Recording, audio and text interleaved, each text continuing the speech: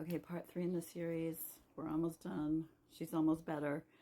All right, so food is not a contributing factor. Her diet's really clean. I did have her start my soft food diet so that she removed any kind of residual fibers, hard to digest fibers. I had her do no raw foods and just make sure everything is well cooked. And that's just to give the digestive system a break, make it really easy to extract the nutrients from the food. I had her start the GI Janel One powder and increase it every 3 to 7 days by half a teaspoon to a full dose of 6 heaping teaspoons a day and hold it for 8 weeks. That was my initial recommendation. And because of the new symptom, the upper right quadrant pain, I did a follow-up ultrasound of the biliary tree and the gallbladder. Even though she'd had that done in 2019, that was still, now it's like a few years ago. And what they found was that she had a tapering bile duct. So as the bile duct moved down towards the small intestine, it was quite tapered. So that could cause some pain as something, sludge or whatever moves through that. But the gallbladder was otherwise unremarkable, and the radiologist felt like that tapering was just a normal age-related phenomenon. So we met again in February of 2022, and at that point she was at 2.5 teaspoons of the GI One powder. She reported having a new symptom of headaches and nausea. This is normal. This is completely normal. And that's why I like to follow people really closely in the beginning, because sometimes we have to manage those die-off symptoms, sensitivity symptoms. Nobody's intolerant to sulfur, otherwise you wouldn't survive. So it's really just regulating the pathways that handle this chemical information. What she also noticed, though, was that her bloating had substantially decreased. Major impact. She was very happy.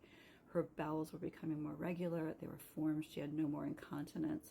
So what I did was I added 500 micrograms BID of molybdenum and some electrolytes, bearing in mind that sulfur is not going to feed into the methylation or the transsulfuration pathway. It can't, because the starting point for both of those is methionine. Methionine is essential amino acid. We can't make it. You can take all the sulfur you want. You're not going to make methionine. So that's not really a big issue. I just slowed down the titration and let her system catch up, and she was fine.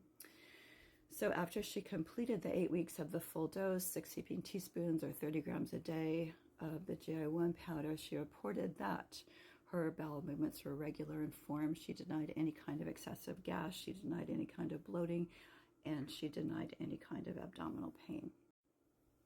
Then I put her on a maintenance dose of 5 to 10 grams a day ongoing, and we started to reintroduce well-cooked cruciferous legume and allium family vegetable, using food as medicine, because we know that 60% of the microbiome is determined by what we eat.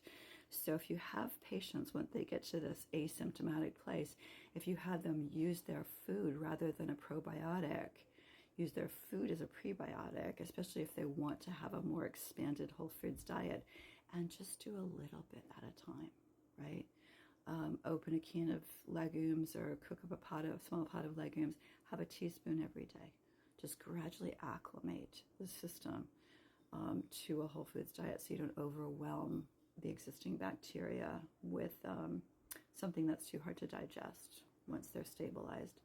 This works really well to get the diet expanded out again, which is really important to me.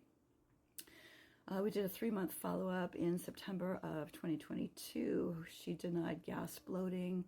Her bowels were regular and formed, and she denied abdominal pain, and she's been stable now for over 2 years.